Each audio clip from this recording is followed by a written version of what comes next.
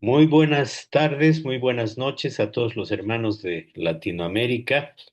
Es para mí un placer darles la más cordial bienvenida a este nuestro último webinar del año y probablemente el último webinar de esta mi gestión. Eh, Quiero agradecerle esta vez a Daniel, al doctor Daniel Rojas, que es el presidente del Comité de Cirugía Bariátrica y Metabólica de la Sociedad Boliviana de Cirugía, por haber organizado esta actividad de educación médica continua. Vamos a tocar un tema tremendamente interesante, como todos los de los webinars organizados por IPSOLAC y por los países miembros. Esta vez vamos a hablar sobre el manejo de las enfermedades hepáticas en cirugía bariátrica y metabólica. Hay dos ponentes, una es la licenciada Claudia Vargas, que ella es nutricionista de Santa Cruz de la Sierra, y el doctor Mauricio Sierra, que es cirujano. Ya los presentará el doctor Daniel Rojas en su momento. Eh, Aprovecho de darles un tremendo abrazo y desearles lo mejor por estas fiestas de fin de año. Los dejo con Daniel para que empiece directamente a coordinar este webinar. Adelante, Daniel.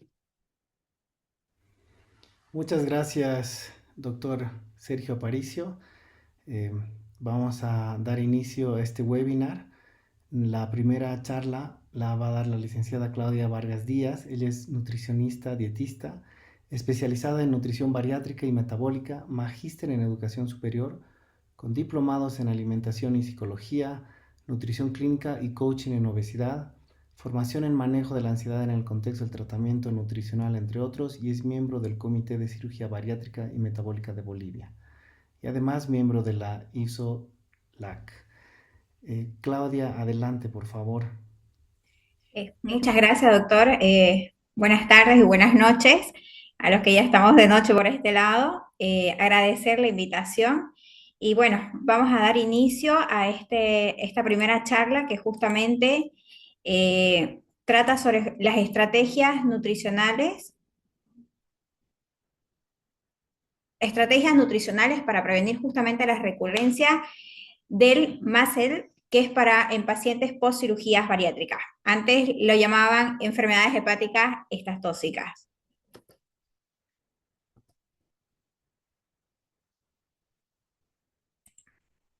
Bueno, primero declaro que no tengo un conflicto de interés financiero o personal relevante con esta presentación. Y bueno, vamos a dar inicio un poquito con lo que es el MASLD, que como sabemos es una enfermedad hepática metabólica, que es la comorbilidad hepática más prevalente en nuestros pacientes, afectando a más del 70% de aquellos con obesidad mórbida. La cirugía bariátrica, sin duda alguna, es el estándar de oro en el manejo, ofreciendo una tasa de resolución impresionante y superior a entre unos 70 a 90% en el primer año postoperatorio. Aquí justamente hay un estudio que lo hicieron en el 2015, en el que tomaron 100 pacientes prácticamente pre y postoperatorio, se le hizo el seguimiento y podemos mostrar cómo la mayoría de los pacientes en el postoperatorio tuvo bastante mejora en lo que son el seguimiento en las transaminasas a nivel hepático. Obviamente eran pacientes no alcohólicos y la mayoría de ellos mejoró después de la cirugía. Vamos a hablar de cuáles son los factores claves de recurrencia en el post-cirugía bariátrica. Justamente para prevenir la recurrencia debemos entender los mecanismos y no solo se trata de la reganancia de peso en sí, sino el regreso a la disfunción metabólica, impulsada justamente por la resistencia a la insulina y la dislipidemia. En el factor que podemos controlar como nutricionista, por ejemplo, es la dieta disfuncional. En el contexto post-cirugía bariátrica, la ingesta excesiva de carbohidratos refinados que la mayoría de los pacientes después de un cierto tiempo vuelven a descontrolarse con el tema de la alimentación y el excedente de fructosa se convierte justamente en el motor de la lipogénesis de novo, causada justamente que el hígado acumule más grasa rápidamente, lo que es la base de la recurrencia. Y esto justamente con patrones conductuales como el grazing o el picoteo constante, crea justamente este ambiente pro-estatosis. Entonces, ahí es donde vemos que la mayoría de estos pacientes A veces creemos que este patrón de grazing es inofensivo, puede mantener activa, esto hace que se mantenga justamente activa la insulina y favorece la reganancia no solamente del peso. Entonces, ahí es donde nosotros tenemos que tener bastante atención en este tipo de pacientes para volver a trabajar el tema de su alimentación. Ahora, ¿cuál es la prioridad que nosotros debemos tener dentro de la alimentación? La proteína, preservación metabólica. Sabemos de que en la cirugía siempre estamos constantemente hablando de la alimentación, de que la proteína es importante, pero ahora es más allá de un tema de solo reganancia de masa muscular o de mantener esta masa muscular, sino que también tiene que ver con este aspecto metabólico. El objetivo justamente es preservar la masa libre de grasa y optimizar justamente la saciedad post cirugía bariátrica. Dentro de las recomendaciones tenemos de que se maneja entre 1 a 1,5 de proteína por kilogramos de peso al día. Mínimo tenemos que saber que debemos cubrir entre 60 a 80 gramos de proteína en el día a largo plazo. Entonces, ¿cuál es el mecanismo que nosotros debemos de tener? Evitar justamente que haya la pérdida de esta masa muscular, lo que empeora y hace de que haya esta sensibilidad a la insulina, que hay un riesgo metabólico, lo cual la proteína apoya en la función hepática. Entonces, la proteína es importante porque, una, preserva la masa muscular y mejora la sensibilidad a la insulina y reduce el estímulo para que justamente la lipogénesis de novo hepática proteja justamente al hígado. Entonces, va más allá del tema de solamente mantener la masa muscular, sino que conserva la parte metabólica. Nuestro primer eje estratégico se centra en la proteína, y si bien esto es un pilar conocido en el postoperatorio inmediato, su rol como factor preventivo en la recurrencia de esta enfermedad a largo plazo es subestimado. La proteína cumple el doble objetivo vital. Primero, optimizar la saciedad y el control del apetito, crucial para evitar la reganancia, y el segundo, y el más importante, como veníamos diciéndolo, es esencial para preservar la masa libre de grasa. La masa libre de grasa justamente es más allá de un tejido, es un tejido metabólico activo.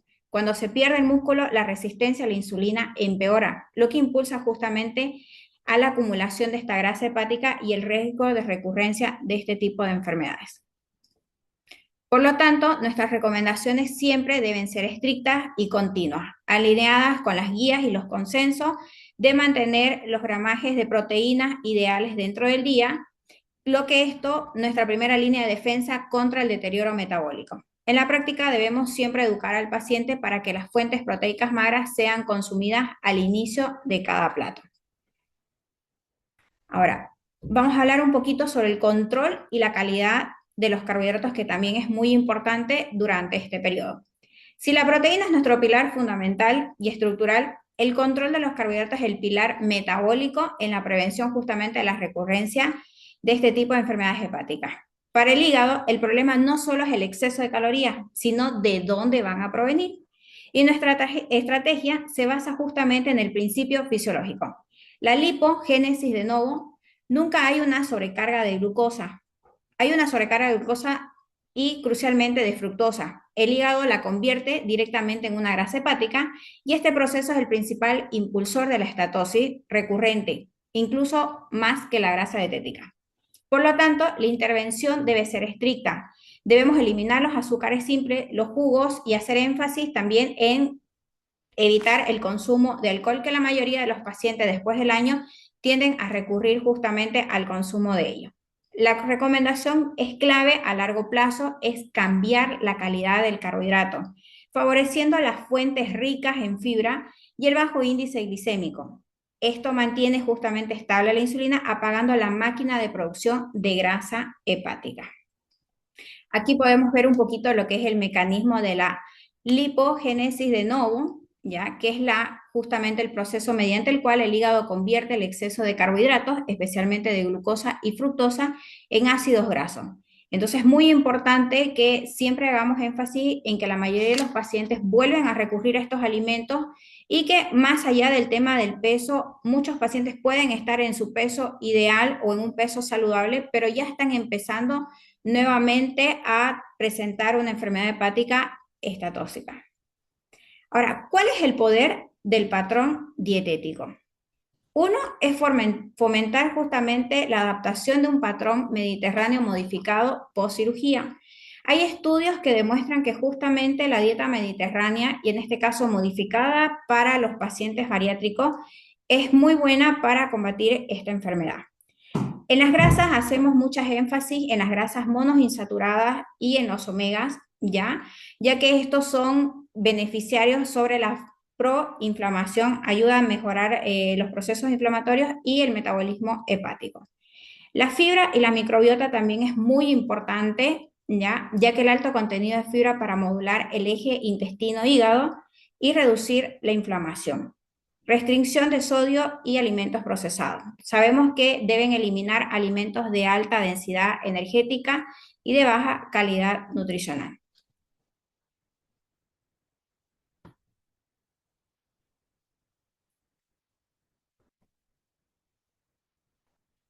Entonces, la dieta no es solo la suma de los nutrientes, sino es el patrón completo. Recomendamos fuertemente la adaptación de este patrón mediterráneo modificado o este modelo de lineamiento perfectamente con nuestros objetivos para la cirugía.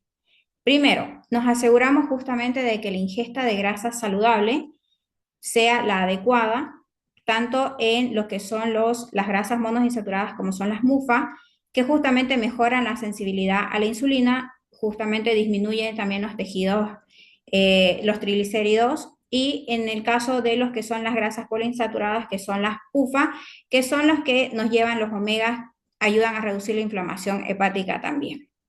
Este efecto es conocido como antiinflamatorio y su capacidad para mejorar el perfil lipídico hepático. Esto contrarresta justamente la narrativa de todas las grasas que son malas. Aquí tenemos un poquito sobre lo que es la parte de la microbiota intestinal. Algo de que sabemos de que dentro de la cirugía bariátrica, si bien mejora la salud intestinal, también puede inducir a cambios dentro de la microbiota. Y justamente la disbiosis resalta a largo plazo, puede aumentar la permeabilidad intestinal, permitiendo justamente que haya una alteración y que esas alteraciones conlleven a una inflamación también a nivel hígado. Entonces, muy importante también que nuestra salud a nivel intestinal esté dentro de lo saludable y que también podamos trabajar con alimentos para que podamos tener este papel fundamental que va directo también sano y protegido también a nivel hepático. Finalmente, este patrón es inherentemente bajo de alimentos ultraprocesados, lo que ayuda justamente a evitar esa alta densidad calórica que conduce a la recurrencia. Ahora, aquí hay un cuadro comparativo de lo que son las diferencias de la dieta mediterránea clásica a la dieta mediterránea modificada justamente para pacientes bariátricos. Aquí podemos ver que los carbohidratos, que es la base de esta alimentación, son más controlados, en este caso son carbohidratos complejos. En el caso de las pastas y los panes son en proporciones medidas y deben ser integrales de preferencia. Bueno, el tema del vino es opcional o excluido en todo caso. Las legumbres libres, según en este caso para pacientes bariátricos deben ser legumbres según la tolerancia. Ahí trabajamos un poquito con las dietas FODMAPs. En el caso de los aceites de olivas libres, en este caso deben ser muy medidos y obviamente tiene que ser adaptado justamente a esta situación en este tipo de paciente. Dentro de la modificación que existe en los patrones mediterráneos, ya para las cirugías bariátricas, hacemos mucha énfasis en primer plano con las grasas saludables, fibra y altos contenidos en antioxidantes y fitoquímicos. Como segundo punto clave tenemos las proteínas, que siempre van a ser el foco principal y justamente reemplazando a lo tradicional que es el carbohidrato complejo. Tenemos como tercer punto justamente las fuentes de grasa, priorizando lo que habíamos mencionado hace un momento, los aceites de oliva, las MUFA y las PUFAs que justamente ayudan a mejorar los procesos inflamatorios. Y en el caso del punto 4, en este tipo de dieta justamente es la fibra. La fibra es predominante de vegetales, no almidonados y legumbres en proporciones toleradas y no en granos enteros. Entonces, dentro de este estudio de la dieta mediterránea, ha demostrado conscientemente su efectividad en la reducción de la grasa hepática y la mejora de la sensibilidad a la insulina. Por lo tanto, puede ser un modelo ideal para poder llevar a cabo este plan de alimentación a cada uno de los pacientes. La pirámide tradicional de la dieta mediterránea tiene como base los granos enteros y el pan. En el caso del contexto bariátrico, nuestra base va a ser la proteína. Reemplazamos esa carga de carbohidratos por la ingesta prioritaria de lo que son las proteínas. Y obviamente todo esto conlleva a que también tengamos una microbiota saludable para que evitemos la disbiosis en nuestros pacientes.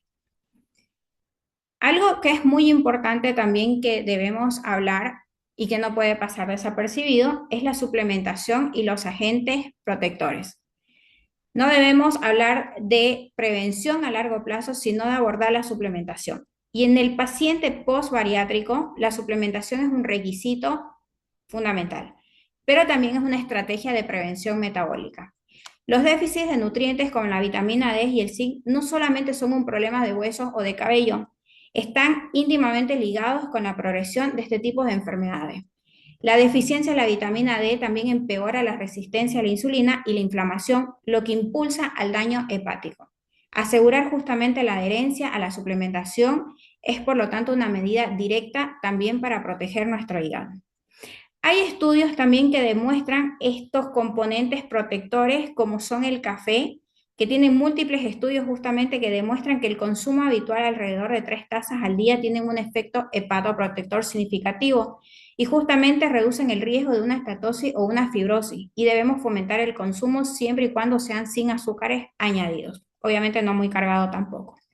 Finalmente, en estos casos de alto riesgo o de dislipidemia, la suplementación con omegas, en este caso que contengan EPAs y DHA en dosis clínicamente, deben ser consideradas como una herramienta terapéutica adicional. ¿Cuál viene siendo la intervención comportamental? Todos nuestros ejes anteriores, proteínas, carbohidratos y los patrones, se sostienen o caen por la adherencia comportamental. Para un público experto, sabemos que el fracaso a largo plazo raramente es fisiológico, sino conductual. Debemos ser vigilantes en 2 áreas. Primero, en el reforzar constantemente las reglas de oro después de la cirugía bariátrica, que es el comer despacio y masticar a conciencia, que justamente regulan la saciedad y la absorción. Y el segundo es identificar el manejo del patrón del grazing o el picoteo constante. Entonces, los controles con los pacientes es fundamental que los sigamos promoviendo, de que normalmente los pacientes siempre pierden este hilo o siempre se pierden en algún periodo, entonces siempre es bueno volverlos a encaminar para que obviamente podamos manejar este tema y que no lleguen a un efecto secundario de volver a recurrir en una enfermedad como es la estatosis hepática. Es especialmente peligroso en el contexto de la recurrencia, ya que resulta en una exposición constante a picos de insulina, promoviendo justamente la formación crónica y silenciosa justamente de la lipogénesis de novo, y sin necesariamente generar una reganancia de peso masiva en todos los casos. Finalmente, como equipo multidisciplinario, debemos reconocer que el manejo del estrés y la ingesta emocional es un componente nutricional clave. Si la comida sigue siendo la herramienta de afrontamiento, la adherencia falla, justamente vuelven a regresar estas enfermedades hepáticas. Y nuestro rol va más allá de una dieta, sino que se extiende en el soporte conductual a largo plazo. Y en este caso, obviamente, es un acompañamiento de la mano con el área de psicología. La actividad física, que no es un área nuestra, pero sí es parte del tratamiento constante, lleva como justamente un mecanismo de mejora directa a la sensibilidad a la insulina, ¿ya? Tener un entrenamiento de resistencia esencial para preservar la masa muscular. Se tiene que recomendar siempre de que haga, en nuestro país es muy raro el entrenador físico, lastimosamente no tenemos, hay muy pocos en todo caso, pero estamos tratando de que podamos llevar a cabo este aspecto que es muy importante. Y obviamente también tiene un beneficio hepático porque reduce la grasa visceral. Entonces, eso también es bueno de recalcar.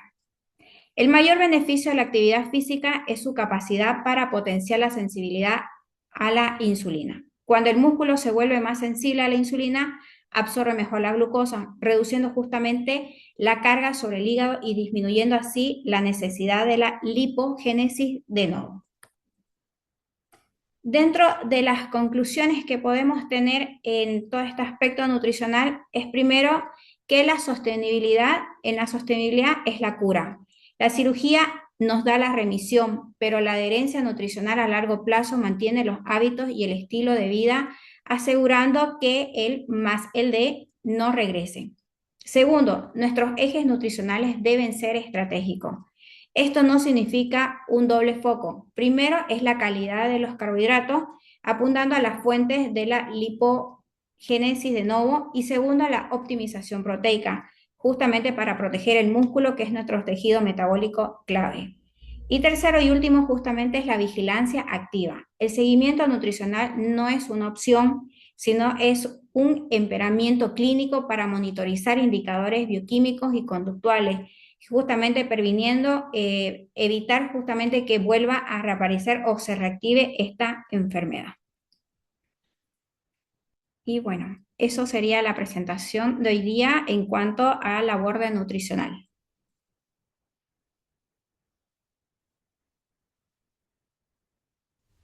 Muchísimas gracias, Claudia. Realmente, pues ya hace muchos años ya se sabe, ¿no? Que la cirugía es una herramienta nada más, ¿no? Que finalmente lo que va a hacer que los pacientes mantengan el peso bajo, definitivamente son cambios eh, en la nutrición y la forma de cómo ven los pacientes el alimento, ¿no? Que sean conscientes de lo que están comiendo, etcétera. Y probablemente eso sea lo más difícil, y los pacientes que van a tener éxito de mantener el peso bajo van a ser los pacientes que consigan esto, ¿no? Que tú dices, la importancia de saber comer bien, saber escoger bien las grasas, ¿no? Los alimentos, no volver a malos hábitos como el piqueo, etcétera, ¿no? Muchísimas Exacto. gracias, Claudia. Estoy seguro que cuando terminemos la plática de Mauricio van a haber muchas preguntas para ti. Bueno, a continuación voy a presentar al doctor Mauricio Sierra Salazar. Él se formó como médico general en la Facultad de Medicina de la UNAM, en México. Hizo la especialidad en cirugía general en el Instituto Nacional de Ciencias Médicas y Nutrición Salvador Subirán, la subespecialidad en cirugía visceral y endocrina en el Hospital Jean Bernard de Poitiers, en Francia, subespecialidad en cirugía endocrina y laparoscópica en el Hospital de Timón, en Marsella, y es profesor titular de cirugía metabólica, bariátrica y laparoscópica en el Instituto Nacional de Ciencias Médicas y Nutrición Salvador Subirán, además investigador nacional nivel 1 de la CONACYT.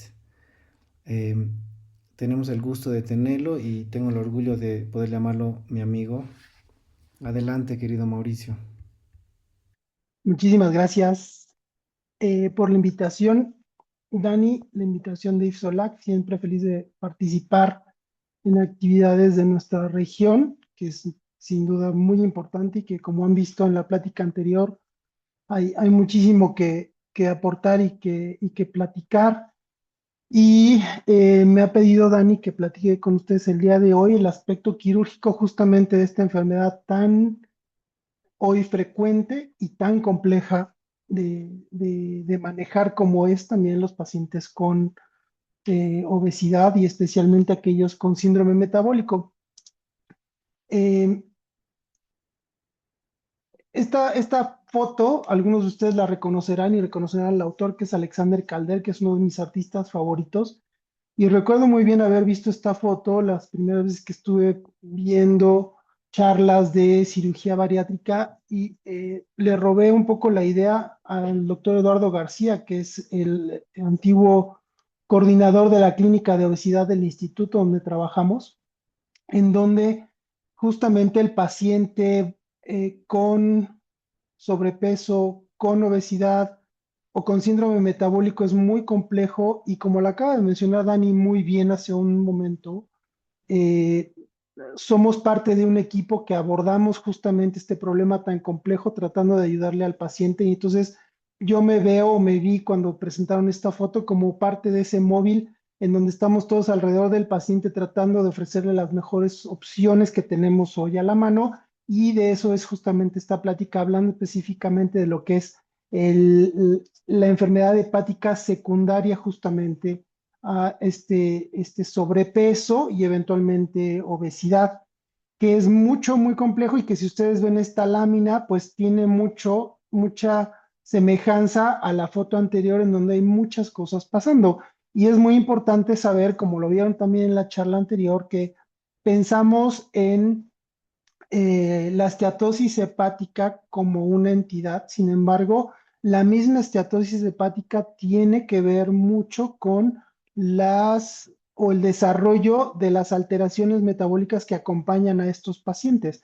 Ya sabemos desde hace mucho tiempo que el adipocito dejó de ser una célula panzona, por decirlo de alguna manera, y hoy sabemos que el adipocito visceral tiene una gran capacidad de liberar hormonas, sustancias que provocan los cambios que acompañan justamente a estos pacientes que aumentan de peso y además eventualmente desarrollan este problema como es el hepático. Entonces, no es nada más la consecuencia de la infiltración de grasa del hígado, sino que estas alteraciones, esta inflamación, tienen que ver, como ven ustedes, todas esas flechas en la ocurrencia de problemas como puede ser la diabetes, la hipertrigliceridemia, la hipertensión, en fin, muchas cosas que se derivan justamente de este problema y de ahí la complejidad justamente de manejar esta enfermedad, sea el principio, que es el MASLD o eventualmente el MASH, como vamos a ver un poco más adelante, y desgraciadamente cirrosis, que hoy es muy prevalente. En esta diapositiva, entonces, lo que ven ustedes son la cantidad de calorías que ingiere una persona promedio en cada uno de los países que están expuestos. Entre más rojo, mayor es la cantidad de calorías al día y evidentemente, entre más alta la cantidad de calorías, mayor es la prevalencia del problema hepático secundario a esto. Tan alto puede ser como una tercera parte de la población, como ven ustedes en nuestra región, en Sudamérica y en Norteamérica, pero es muy prevalente y hoy en día es la causa más frecuente de falla hepática y de trasplante hepático. No hay manera de endulzarlo o decirlo de otra manera. Hoy en nuestra institución es la causa más frecuente de trasplante de hígado, secundario justamente a un problema que no hemos logrado controlar y que, como vieron también en la charla anterior, es muy difícil. A pesar de que ya tenemos un conocimiento muy vasto, entendemos mejor qué es lo que pasa a nivel bioquímico, entendemos mejor las necesidades de los pacientes, sigue siendo un reto con manejo conservador en los pacientes que lo requieren, lograr una pérdida de peso suficiente para mejorar entonces la función hepática y esta eventual degeneración a MASLD, MASH o cirrosis. Y llama la atención, como ven en la diapositiva, que realmente no se necesita tanta pérdida de peso. Necesitamos una pérdida de peso del 10%, con lo cual mejora el 90% de los pacientes que tienen MASH. Y con un poquito más, mejora y de hecho regresa a MASLD o remite este problema en este grupo de pacientes.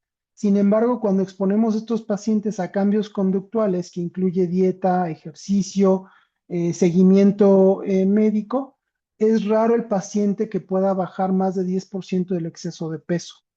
Entonces necesitamos en estos pacientes una intervención mucho más intensiva, más fuerte, para que logremos bajar esa pérdida de peso y las consecuencias del mismo. El manejo médico, sin duda, en los últimos años ha cambiado de manera radical con nuevos agentes que todos ustedes han escuchado, tenemos hoy cada vez más a la mano, probablemente menos en nuestros países, ¿no? Pero cada vez los tenemos más a la mano y que muchos, yo creo, estamos o se han visto como los Avengers, en donde probablemente puedan salvarnos de todo, incluyendo la enfermedad hepática, ¿no? Eh, Sabemos hoy en día, derivado de la investigación de pacientes operados de cirugía bariátrica, los cambios que ocurren secundarios justamente a la secreción de estos péptidos, de estas moléculas, en donde mejora la resistencia a la insulina, mejora la secreción de la insulina. A nivel del sistema nervioso central hay muchos cambios significativos que ayudan o que impiden que, por ejemplo, el paciente aumente la ingesta calórica, reduce justamente la ingesta alimentaria, mejora la esteatosis hepática y retiene más la comida, lo que provoca una saciedad más temprana y más duradera.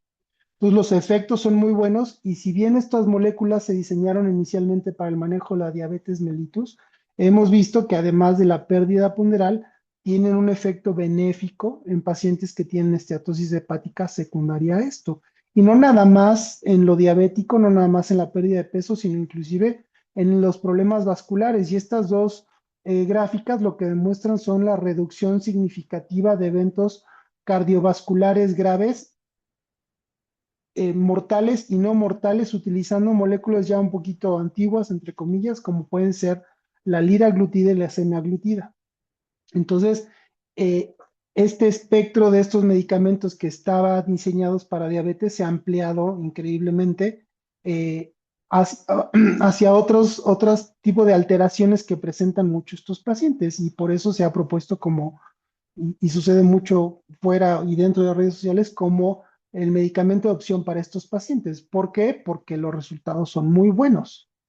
Verán entonces en este estudio que cuando aplicamos tirzepatide en estos pacientes de manera intensiva, los seguimos de esta manera igualmente, los pacientes después de 36 meses llegan a perder hasta el 22% más o menos del exceso de peso, que es algo muy similar a lo que ocurre con una manga, ¿no?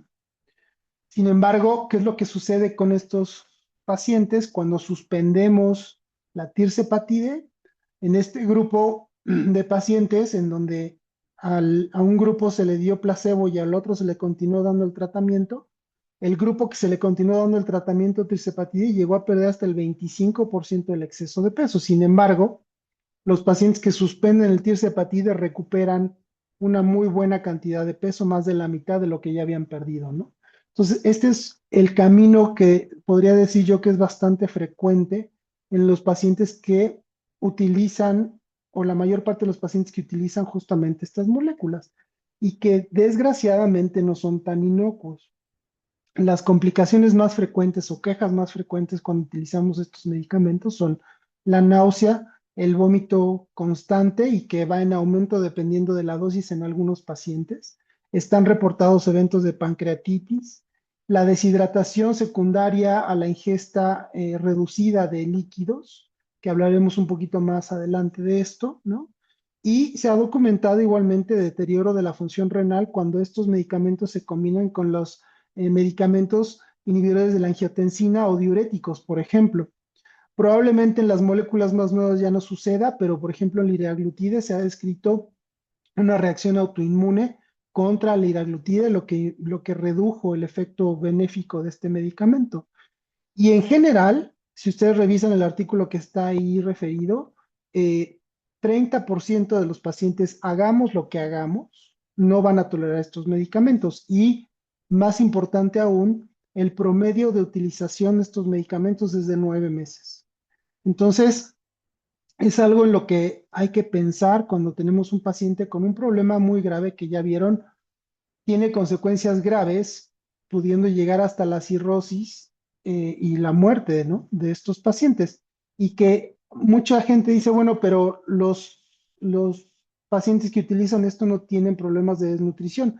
Y en este artículo muy bonito de Scott Bush de la Cleveland Clinic, describe que sí ocurren estas alteraciones que están todas señaladas en cuadros azules a la derecha de su pantalla con los GLP-1s, con los agonistas GLP-1s. Y entonces, en este artículo, de acuerdo a su base de datos, ocurrió cualquier tipo de deficiencia o complicaciones secundarias, justamente estas deficiencias, a los 6 meses hasta en 12% de los pacientes y a un año hasta 22% de los pacientes. Y de ahí para abajo podrán ver en los cuadros los diferentes tipos de deficiencias que encontraron y son muy similares a los que ocurren en porcentaje hoy en día también a los pacientes que son operados. Entonces, eso habla un poco de que lo que pensábamos que era inocuo y seguro, pues es muy similar tanto en resultados de pérdida de peso como las complicaciones que ocurren cuando hacemos un procedimiento mucho más complejo, ¿no? El medicamento más reciente que se ha propuesto para el tratamiento de la esteatosis hepática es el resmetirom, este sí ya dirigido al problema hepático.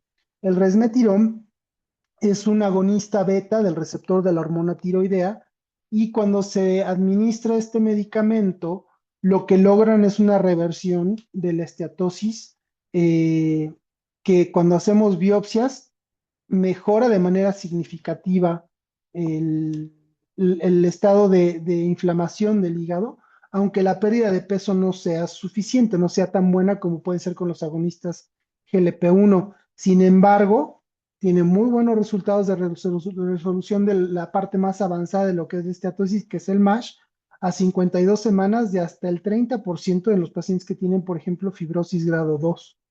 Entonces, es muy buen medicamento. El problema, como pasa mucho con los GLP-1 y probablemente un poco más arriba de estos, es el costo. Que en general, en el mercado, por ejemplo, de Estados Unidos, el tratamiento con resmetirom para este problema está alrededor de los 40 a 47 mil dólares por año. Que si no tiene uno un seguro adecuado para esto, es una cantidad considerable. Eh, y como vimos, hay una mejoría, pero no una resolución completa, ¿no?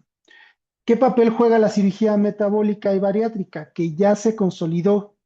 En los 50 tuvimos muy mala fama, los cirujanos, sin duda, en el aspecto en que se hizo una cirugía que se llamaba la derivación yeyuno-ileal y que nos fue muy mal con los pacientes y tuvimos que dejar de hacerla, ¿no? Sin duda.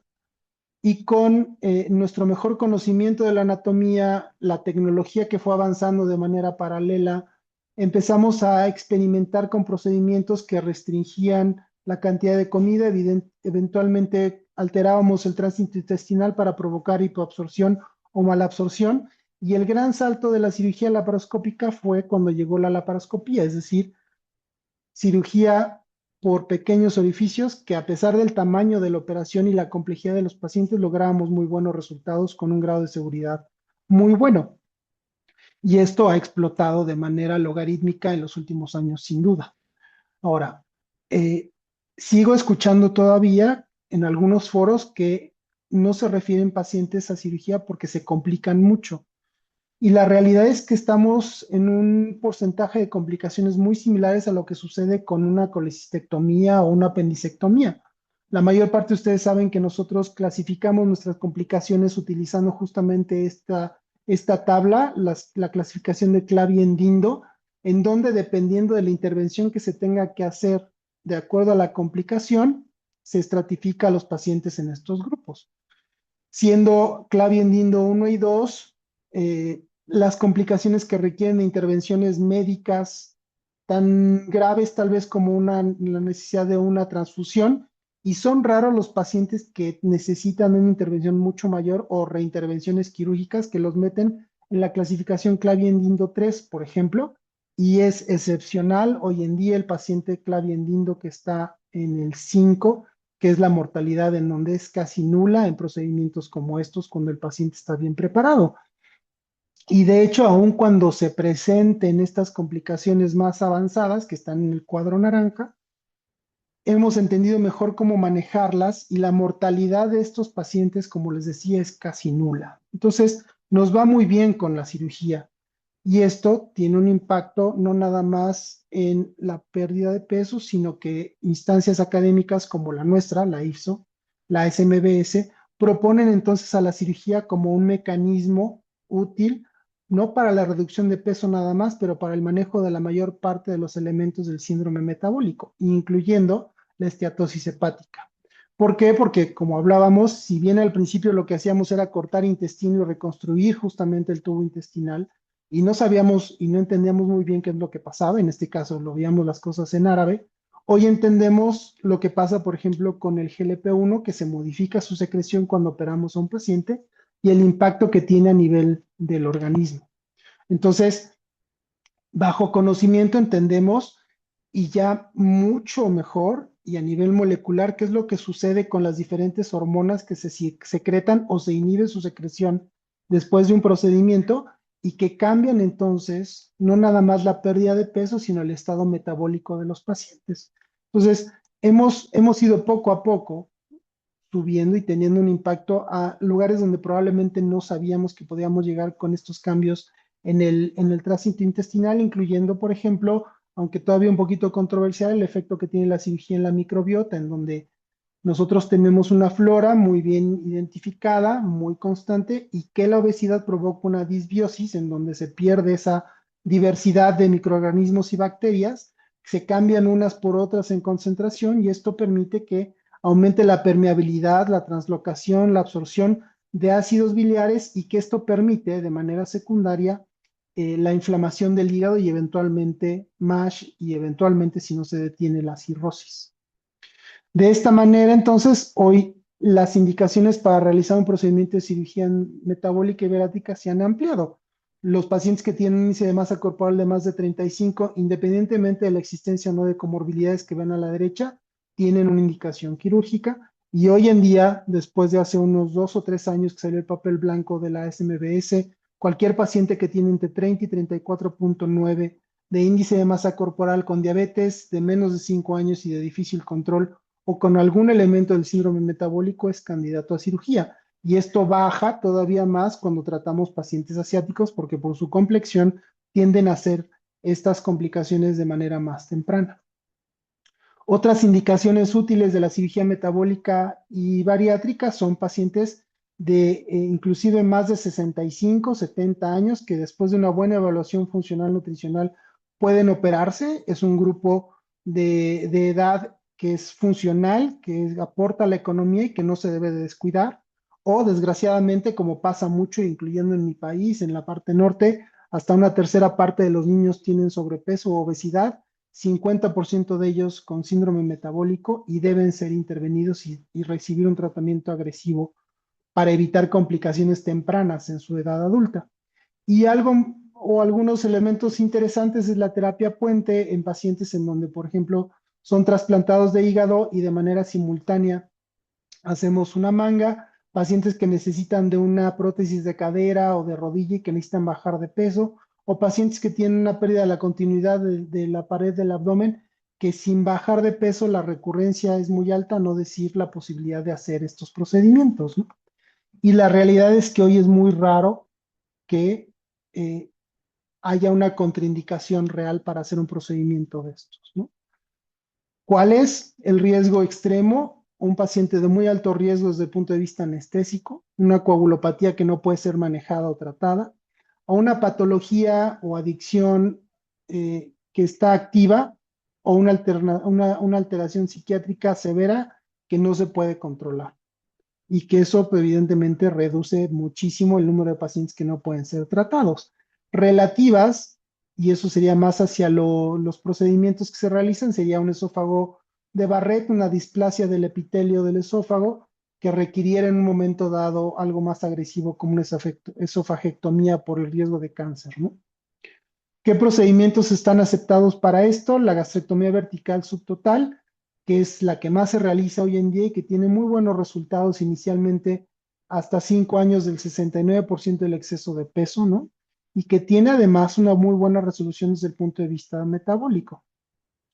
Seguido del bypass y más recientemente el SADIS, pero la manga tiene un muy buen perfil metabólico, especialmente para los pacientes con MASH, en donde hasta 56% de los pacientes en esta serie se consideró como resuelta el problema o mejoró justamente a esteatosis hepática en todas estas evaluaciones que ven ustedes ahí que se realizaron en esos pacientes. Entonces, hay una mejoría significativa importante cuando hacemos un procedimiento simplemente restrictivo en este grupo de pacientes. La segunda opción sería una derivación gastrointestinal en Y de Roux, que se sigue considerando hoy por muchos como el estándar de oro, aunque se hace menos como procedimiento primario y se hace todavía como revisión en pacientes que perdieron de manera insuficiente peso. Pero el perfil tanto de pérdida de peso como metabólico es un poco mejor que la manga a mediano y largo plazo. Sin embargo, tenemos unos resultados muy similares y que tienen el mismo impacto como hablábamos con la manga en la mejoría y muchas veces resolución de la esteatosis hepática cuando hacemos un procedimiento como estos hacemos biopsias y vemos cómo se mejora la inflamación, la degeneración en balón e inclusive más de la mitad de ellos mejoría en la fibrosis hepática ya documentada en una biopsia anterior. Y estos dos estudios me gusta mucho presentarlos porque en este grupo de Francia pudieron hacer una biopsia antes de la operación y después de la operación. Y entonces se ve cómo conforme van perdiendo peso los pacientes, hay una resolución importante de MASH y además mejora la fibrosis. Después de hacer el procedimiento, cuando hacemos mediciones con las diferentes esquemas, hay una mejoría significativa y ven ustedes cómo va cambiando el color blanco hacia arriba conforme van perdiendo los pacientes peso, aun cuando la fibrosis que está en negro permanece más o menos estable. Sin embargo, cuando hacemos biopsias repetidas en estos pacientes, los pacientes presentan una reversión muy importante hasta 5 años después, que es un estudio extraordinario por eso, porque se puede hacer una biopsia percutánea de estos pacientes hasta 5 años después, una mejoría significativa después de la cirugía.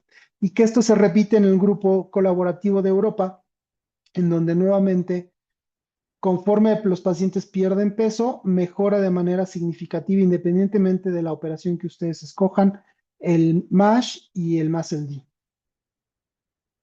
Y de la misma manera, la función hepática, en donde la cirugía parece ser mucho mejor que el tratamiento médico o el tratamiento multidisciplinario conservador, como a veces se le reconoce, ¿no? Entonces, esto quiere decir, y para la gente que nos acompaña del grupo multidisciplinario y de especialidades asociadas, esto no quiere decir que quiera operar yo a todos los pacientes. Sin embargo, creo que tenemos un nicho de oportunidad muy importante en donde nosotros como cirujanos podemos ayudarles a ustedes a mejorar esto de manera más rápida, porque sabemos que esto no se termina con una operación. Sin embargo, en el consenso del año pasado en Brasil, la cirugía se pone como opción terapéutica hasta una parte, creo yo, muy avanzada, cuando los pacientes ya tienen MASH y donde se necesita una combinación de tratamientos y la cirugía, que siento que a veces nos toca ver pacientes como última opción antes de, como ven hacia abajo, la cirrosis, ¿no? Y eventualmente en los pacientes que desgraciadamente lo desarrollan, un carcinoma hepatocelular. Entonces, mi mensaje de hoy no es que debemos de operar a todos los pacientes, sino que creo que hay un hueco de oportunidades en donde podemos ayudarnos a mejorar el estado de los pacientes, porque en pacientes con enfermedad avanzada hepática, además de que la evidencia es muy escasa, los resultados de esta cirugía no son para nada buenos. Las complicaciones son mucho mayores de cualquier tipo. La mortalidad es mucho mayor, como ven ustedes ahí, sobre todo cuando la enfermedad hepática está no compensada. Y a pesar de que podamos escoger mejor a los pacientes, los resultados son muy malos en este grupo de pacientes. Entonces, ¿por qué no operar un poco más temprano a estos pacientes? Que sabemos además que lo podemos hacer inclusive antes de que llegue el momento de hacer un trasplante, como en esta serie de la Clínica Mayo, en donde se hizo la cirugía de trasplante antes, durante el trasplante o después del trasplante, porque estamos ampliando el espectro de eficiencia de este procedimiento, porque conocemos mejor al paciente, vive más el paciente y de hecho tendremos pacientes que inclusive después del trasplante puedan subir de peso y podemos operarlos para ayudarlos a reducir el peso y la recurrencia de esto que puede ocurrir a nivel hepático. Nosotros lo hemos hecho y estamos revisando nuestra serie en donde nos hablan, desgraciadamente siempre después de la medianoche, a entrar a quirófano contra nuestros compañeros de trasplante, a hacer una manga en los pacientes que tienen más de 30 índice de masa corporal y problemas metabólicos, además de su problema hepático. Evidentemente, los tiempos quirúrgicos, el sangrado tienen que ver más con el trasplante por la naturaleza del procedimiento, ¿no? Sin embargo, como ven ustedes, la pérdida de peso es muy buena a los 3, a los 6 y a los 12 meses, y con esto ayudamos a que el injerto tenga un mejor pronóstico y una duración mayor. Entonces, parece que por lo menos durante el procedimiento del trasplante tiene un buen resultado la cirugía metabólica en este grupo de pacientes. ¿Qué es mejor? Yo creo que el trabajo en equipo. Las moléculas nuevas van a seguir saliendo. Este es un artículo de junio del 2025 en donde exponen los resultados muy buenos de, en este caso, el Mazdutide en una serie de pacientes de China con obesidad y sobrepeso, y en donde, como ven ustedes, a 48 meses los pacientes seguían perdiendo peso después de serles administrado este medicamento. La idea será en donde tengamos un medicamento que sea accesible, que lo podamos dar durante mucho tiempo y esa curva que está hacia abajo con la pérdida de peso tal vez estabilizarla y llegar a una meseta como nos sucede muchas veces con los procedimientos quirúrgicos. Mientras creo que lo que tenemos enfrente de nosotros es una gran oportunidad de colaboración. Me hicieron la pregunta alguna vez que, bueno, desde el punto de vista costo efectivo, ¿qué es mejor? Y ahorita todavía, y especialmente eso aplica a nuestro ambiente, nuestros países de tercer mundo, la cirugía sigue siendo mejor. Entonces, la raya horizontal que ven ustedes punteada es el costo-beneficio de la cirugía, que es casi inmediato, a pesar de ser un gasto importante de más de $18,000 más o menos. Sin embargo, cuando utilizamos las diferentes moléculas que ven ustedes a la derecha de la pantalla, incluyendo las más nuevas, el periodo el cual eh, tarda un medicamento para demostrar su costo-eficiencia es muy largo. Pero sin embargo, si ustedes lo piensan como que si podemos operar nosotros a un paciente de manera temprana y continuar ese manejo con esas moléculas, ese costo-eficiencia va a ser mucho menor, mucho más rápida de obtener y probablemente el efecto de la operación junto con estas moléculas durará mucho más tiempo, toda vez que estamos viendo pacientes más tempranos candidatos a este tipo de terapias, ¿no? Entonces, ha cambiado mucho nuestra visión y nuestra manera de trabajar como cirujanos, como se los comenté durante la plática, en donde conectábamos intestino con intestino y veíamos qué pasaba, ¿no? Hoy operamos a distancia a nuestros pacientes y tenemos, de hecho, la capacidad de diseñar moléculas dirigidas a un tratamiento específico o una alteración específica que presentan los pacientes. Y probablemente la meta de la medicina y cirugía 3.0 será cómo lograr trabajar en equipo, identificar factores de riesgo y lograr la prevención de esta enfermedad tan complicada que es el sobrepeso y la obesidad, ¿no? Entonces, en eso es lo que me gustaría trabajar y que mi invitación está abierta para trabajar con todos ustedes en un futuro. Muchísimas gracias de nuevo por la invitación y un gran abrazo de parte mía y de todo mi equipo en estas fiestas. Muchísimas gracias Mauricio. Vamos a dejar un espacio para que los que están participando en este webinar puedan hacer llegar sus preguntas. Quiero aprovechar también para hacerles llegar un saludo a todos en Latinoamérica, un fuerte abrazo, desearles felices fiestas y que Dios los bendiga.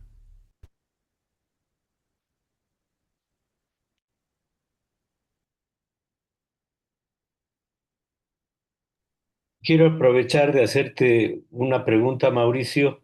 En los pacientes que tienen ya una enfermedad hepática y van a ser sometidos a cirugía bariátrica y metabólica, eh, sé que podrías resaltar un poquito que de preferencia hay que hacer una manga gástrica y no un procedimiento disabsortivo y resaltar las razones, por favor. Sí, de hecho, esto probablemente falté mencionarlo por tiempos, pero se ha intentado. Se ha intentado sobre todo que la necesidad de pacientes que requieren eventualmente trasplante está creciendo y la prevalencia de MASH y de cirrosis también está aumentando. Entonces, se ha intentado operar a este grupo de pacientes. Sin embargo, como vieron en una de las diapositivas, si no está compensado el paciente, les va muy mal. Y la preferencia hoy en día es, si es un paciente que ya es candidato o está en la lista de trasplante, es hacer el procedimiento durante el trasplante. El hacerlo antes del trasplante cuando la enfermedad hepática no está muy bien compensada o está muy delicada, implica un estrés muy importante para el paciente, para el hígado, y el deterioro puede ser tan importante como desgraciadamente llegar a la muerte. Entonces, esos pacientes se tratan de manejar desde el punto de vista médico lo más que se pueda hasta que llegue el injerto. Aunque está descrito, aunque estos pacientes fueron más de trasplante renal en la serie de la Clínica Mayo que les presenté, que se puede hacer, pero de manera muy selectiva en pacientes que no están descompensados y que pueden aguantar una primera anestesia y un procedimiento no tan complejo como puede ser un procedimiento restrictivo, ¿no?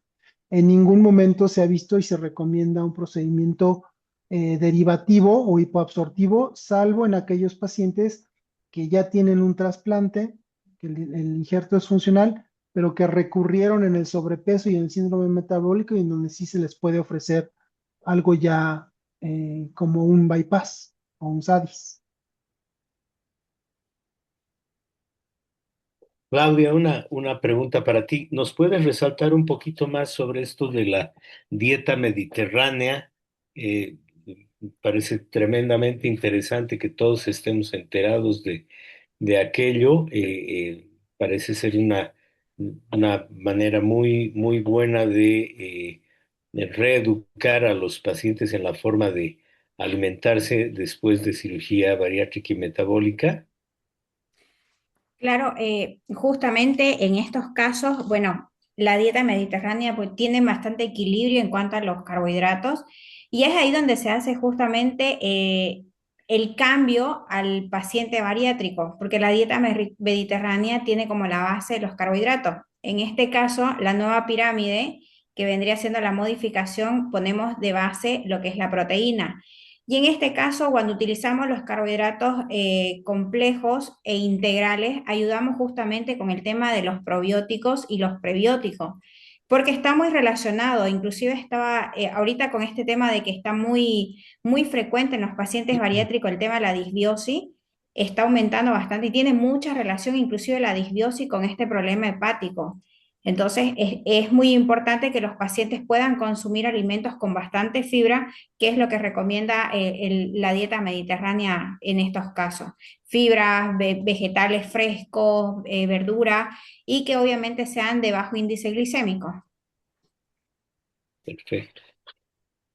Mauricio, ¿te acuerdas? Bueno, siempre ha habido temor por el daño hepático cuando dejas un asa ciega demasiado largo, un daño hepático a largo plazo. ¿Qué opinas de las cirugías estas como el bypass de una sola anastomosis, donde dejan un segmento tremendamente largo de intestino delgado, ciego, por donde no pasa alimento? Y imagínate, incluso 60% en algunos casos de ASA que está excluida. No hay evidencia acerca de MASH descompensado tratado con este procedimiento. Hay reportes eh, de cortes pequeñas que lo han usado y la publicación o las publicaciones lo que dicen es que la pérdida de peso es muy similar. Sin embargo, la calidad de los estudios no es muy buena, tomando en cuenta estos que les mostré, en donde inclusive se puede llegar a hacer una biopsia, seguir con fibroscan y otros mecanismos, no lo han hecho de esa manera. Entonces, no podría contestar esa pregunta con la evidencia que existe hoy en día, pero en un paciente que tiene un problema hepático moderado o avanzado, el efecto sería muy similar a lo que ocurre en un paciente con un bypass, en donde la reducción de justamente la superficie absortiva creo que puede tener un impacto importante. Es una muy buena pregunta. Sin embargo, no lo he visto que alguien se dedique a contestarla con la experiencia de estos grupos diferentes que proponen el minigástrico, el bypass de una sola anastomosis, ¿no?